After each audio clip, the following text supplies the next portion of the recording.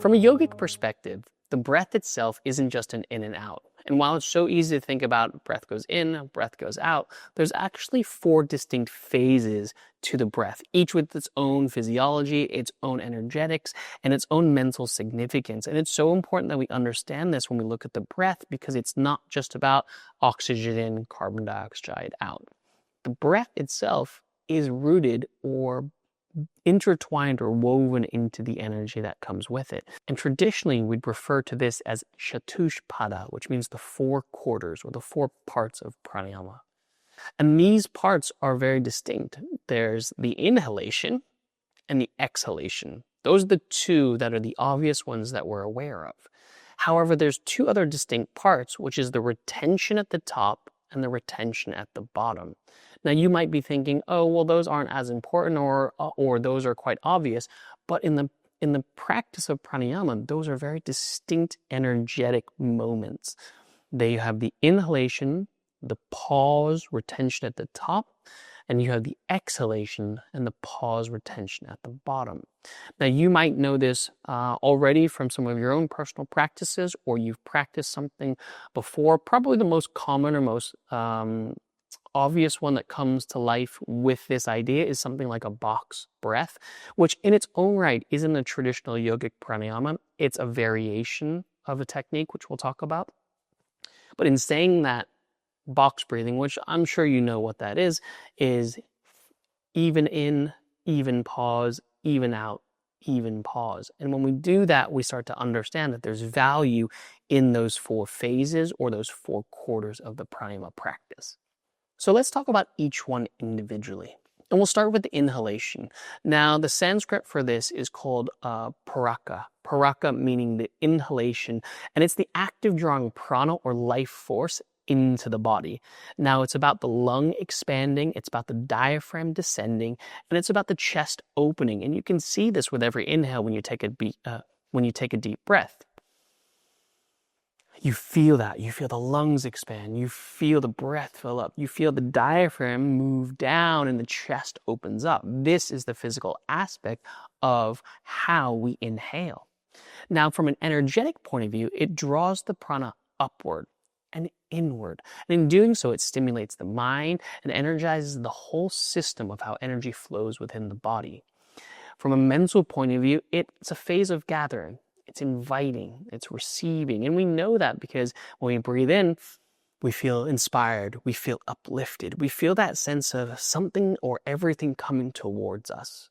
In yoga, there's a symbolism that happens with the inhalation. That's kind of association with things like the morning time, birth, newness, awakening, energy rising. And so this symbolic aspect of the inhalation, you'll see has a lot of interplay when you have physical postures that open up, postures that rise up, moments when your hands lift as opposed to where you fold and close. Those kind of things feel like a different phase. And so from a practical point of view, in controlled pranayama, it's inhaling through smooth evenness through the nose, that fullness, that expansiveness, that feeling of a circumferential breathing. So prāṇic, this inhalation phase, is that first, or in many ways the primary understanding of these 4 parts, because inhalation is so key, critical, and ever present in how we exist in our everyday lives. The second phase I'm going to talk about, or the second part, is going to be the exhalation, because it's going to be easier to understand it inhale, exhale, as opposed to kind of going through that 4 phases in that circular motion, which I'll talk about at the end. So if you have prāṇic on the inhale, you have rāṣaka on the exhale. So in very much it's that opposition. And its meaning is very much about releasing. It's about clearing. It's about emptying the body of the breath. So when that breath comes in, everything comes in. And when it goes out, everything goes out. Now, physically, quite specifically, the lungs will empty, the diaphragm will ascend or rise, and the abdomen will draw back in. And we know this from a very functional way of taking a deep breath in and a deep breath out. Now, energetically, what it does, it helps to eliminate the stale air, toxins. It helps to dissipate excessive tension in the body. Exhalation is down-regulating. It's a responsiveness to stress. It's allowing us to kind of move away from stimulation and return to parasympathetic response.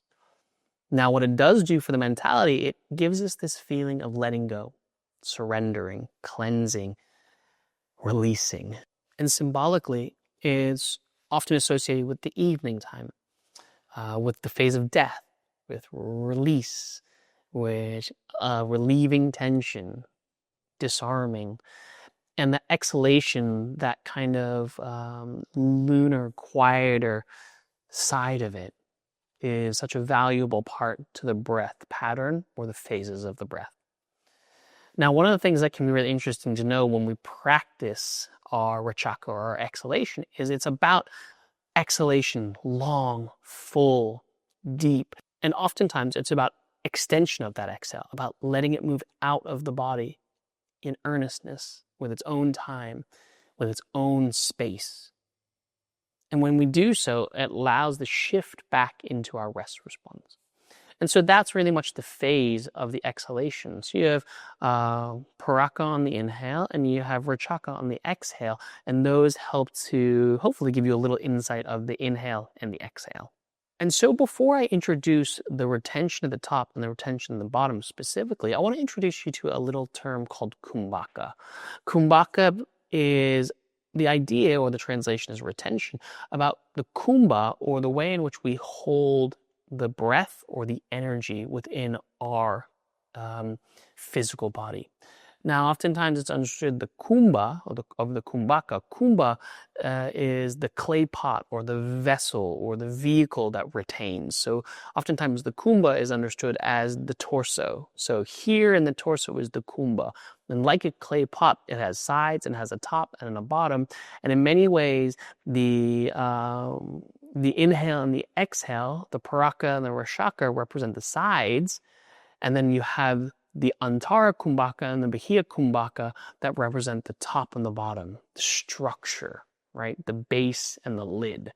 And so as we look at the retention of the breath, the top of the breath and the bottom of the breath, it very much does that and provides that element of understanding that the retention itself, and even through this kind of metaphor of understanding, are so critical to how the breath has its own function. And so now that we have an understanding of inhale and exhale, we want to talk about the two other distinctions, the retention points. And the retention points is fundamentally where the breath is either held in the body or emptied in the body, or you might call it internal retention or external retention, as in the breath or the oxygen or the life force is internally in the bottom, so held at the top of the breath, or external retention where it's emptied at the bottom. Now, one of the ways I like to understand this for me, and it's always been a way in which I've practiced and I've shared, is that oftentimes when you breathe in, we have this feeling of holding the breath. And in many ways, it's not holding and gripping. It's not holding like a big, heavy weight that you have to hold, or something that you're trying to cage in and retain. We're not trying to hold a wild animal from getting away. It's about holding the breath in a way in which we can settle and allow the energy in the breath to be felt. And in Sanskrit, it's called antara kumbhaka, which is the internal retention, the held breath after the oxygen moves into the body. Now, in doing so, this is the specific pause where the breath is within. Now, for me, it's the lungs are full. There's no movement of air. But again, it's not gripping it. It's not trying to hold it in so it's going to fly away. It's that ability to feel the breath in the body, right? Energetically in yoga, we have this idea of sealing the body, these bandhas, these locks. And when we do that, when we hold the breath in, it can kind of help with the absorption of the oxygen and the distribution of the energy through the nadis, through the channels of energy in the body. It can also help create an awareness, a stillness, a clarity, a state of assimilation, perhaps, when you're breathing in, pausing, and then breathing out. You have this ability to witness the state of neither coming or going. Oftentimes it can represent preservation or stability or equanimity, a way in which we can find that balanced state of neither here nor there.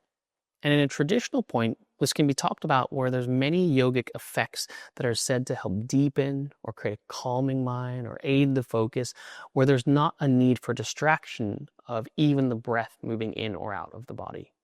And then the final part of the breath is the external retention, the base of the breath, the out of the breath hold, or the breath hold that has no quote unquote air in the body. We call this Bahira Kumbhaka. This is that exhalation when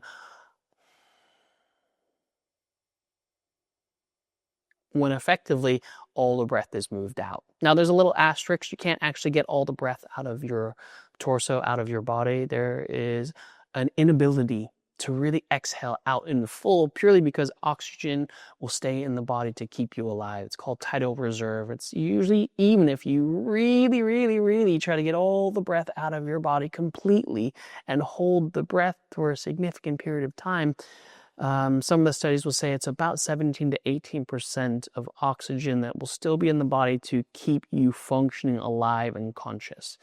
Aside from that, if you bring it back to the yogic side of it, the energetic point of the breath hold, of the external out, is to create this vacuum that draws the prana into deeper channels, cultivates a mastery of our urge to breathe, and really helps us understand the need to breathe when actually we don't.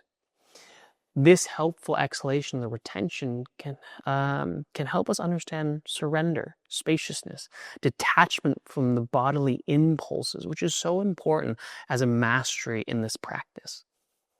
The association symbolically is often with this emptiness, this space for renewal, the nothing that exists that resides within us all. And in some parts of the practice, it's considered the most powerful phase because it's very much about the gateway or the doorway to entering meditative practices, the meditative absorption, because there is this nothingness that is in existence, even if for a few seconds or for a few moments. And so these are the four phases of the breath: Paraka Rashaka, Antara Kumbhaka, and Bahir Kumbhaka. And this makes up those four phases of the inhalation: retention at the top, exhalation, retention at the bottom. And while we look at those four phases, in, hold, out, hold, it's understanding that each individual phase of the breath has its own purpose, potency, and value in how we take each and every breath intentionally and consciously in our pranayama practice.